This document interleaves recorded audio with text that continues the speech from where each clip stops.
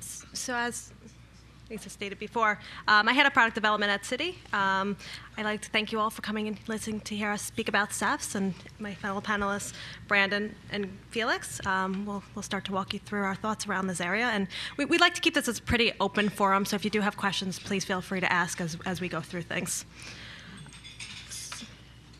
So Felix, what do you see as the difference between a SEF? Sorry, Felix is on my left. What do you see as the difference between a SEF and an exchange? It's a good question, Diana.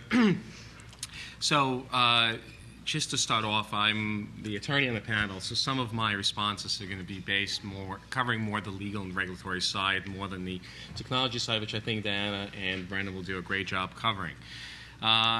If you want to look at the difference between exchanges and SEF, generally they're the same but quite different, right? So when Dodd-Frank came out, the purpose of Dodd-Frank was to provide more transparency over what considered to be exotic transactions, and has recently been defined as a swap, just as recently as July of 2012. I'm sure everybody in this room has been impatiently waiting for the big definition of a swap.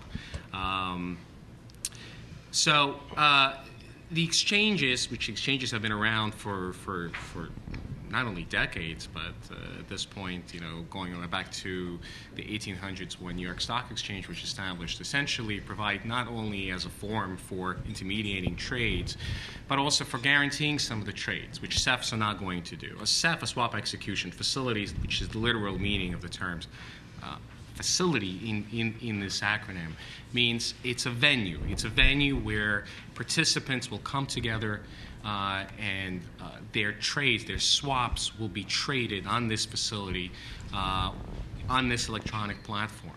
These trades will not be guaranteed by a SEF. The similarities between the SEFs and exchanges exist more on the membership as well as the regulatory scheme, right? So SEFs, just like exchanges have clearing members. SEFs will have to have members who are participating in these SEFs as well. SEFs are going to be regulated, just like exchanges. It's a brand new category. They will be regulated by the CFTC and the SEC for the security-based swaps. So I always look at SEFs in the summary as a quasi-exchange without obviously being a marketplace where the trades are guaranteed.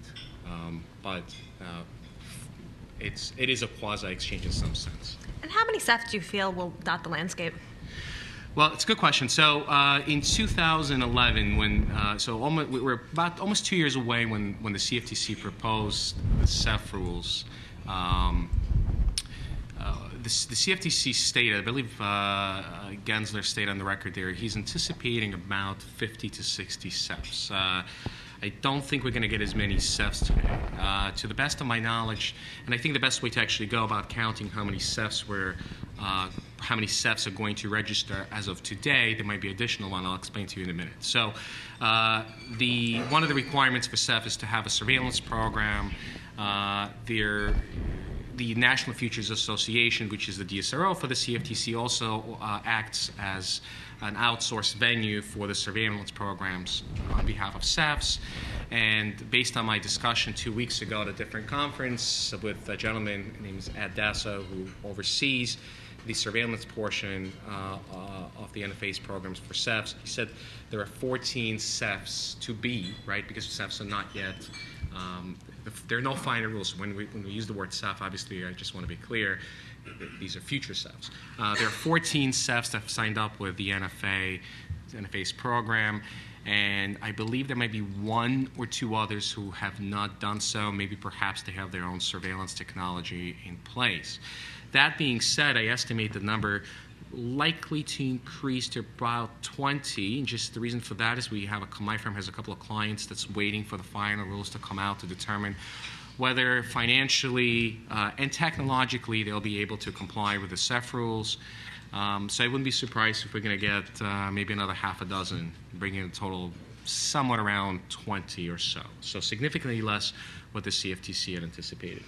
And in terms of the 20 that are coming about, do we think those 20 will continue to exist in the long term, or do we think we'll see some merging of the SEFs over time?